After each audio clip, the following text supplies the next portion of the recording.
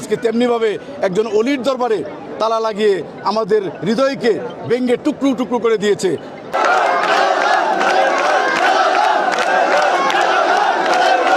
অত্যন্ত মর্মাহত চিত্তে বলতে হচ্ছে, বাংলার সম্রাট সুলতানুল আউলিয়া হযরত শাহজালাল মজরুদ্দিন ইয়ামানী রহমতুল্লাহ আলাইহির আজকে মাজার শরীফে সম্মানিত জেলা প্রশাসক মহোদয়ের নির্দেশে যে কাজটি করা হয়েছে, আমরা অত্যন্ত মর্মাহত হয়েছি। ইচ্ছা করলে সরকার এই কাজটি এভাবে না করে অন্যভাবেও করতে পারতেন। দরগার কর্তৃপক্ষ যারা আছে ওনাদেরকে ডেকে ওনাদেরকে বলে সুন্দর একটা ব্যবস্থা করতে পারতেন।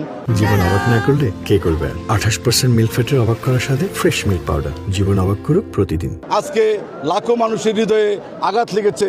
আজকে দেখেন কারবালার মাস, মহরমের 2 তারিখ, এই কারবালার মাসে ইয়াজিদকে কারবালার প্রান্তরে শহীদ করা, ইয়াজিদের দ্বারা ইমাম হুসাইন বংশ শহীদ করা হয়েছিল। আজকে তেমনিভাবে একজন অলির দরবারে তালা লাগিয়ে আমাদের হৃদয়কে ভেঙে টুকরো টুকরো করে দিয়েছে। আমরা সরকারের কাছে আশা করব, বিনীত অনুরোধ করব, অবিলম্বে আপনারা এই সিদ্ধান্ত থেকে সরে এসে আলাপ আলোচনার মাধ্যমে মুতাওয়াল্লি সাহেবের সাথে বসে ওনাকে ডেকে আলাপ আলোচনার মাধ্যমে সুন্দরভাবে একটু সুষ্ঠু ফয়সালা করবেন। আমি সকল আশেখান ভক্তবৃন্দর পক্ষ থেকে উদাত্ত আহ্বান জানাচ্ছি এবং বিনীত অনুরোধ করছি।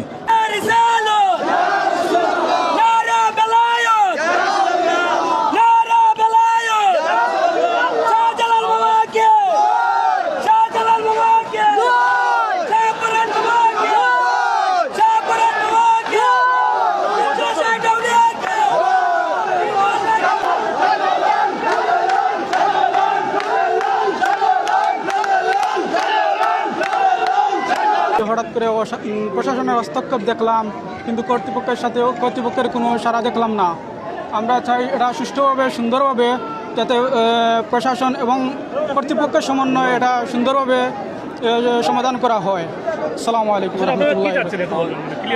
আমরা চাইতেছি প্রশাসন এবং কর্তৃপক্ষ মিলে এটা সুষ্ঠু সমাধান হোক, যাতে ওই ঐতিহাসিকভাবে যেরকম করে চলে আসছে এভাবে চলতে, এবং মানুষ যেন কোনো রকম বিভ্রান্ত না হয়, এটাই চাই।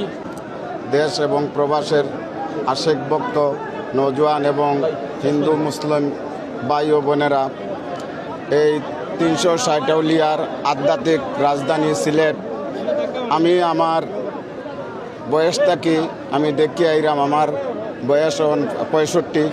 আমি আজকে মনে করকা বুঝ হওয়ার পর থাকি আমি হযরত শাহজালাল মজরুদ্দিন ইয়ামানীর মাজারে আসা যাওয়া করি। আমরা বিগত দিন থেকে দেখে আইছি মাজারও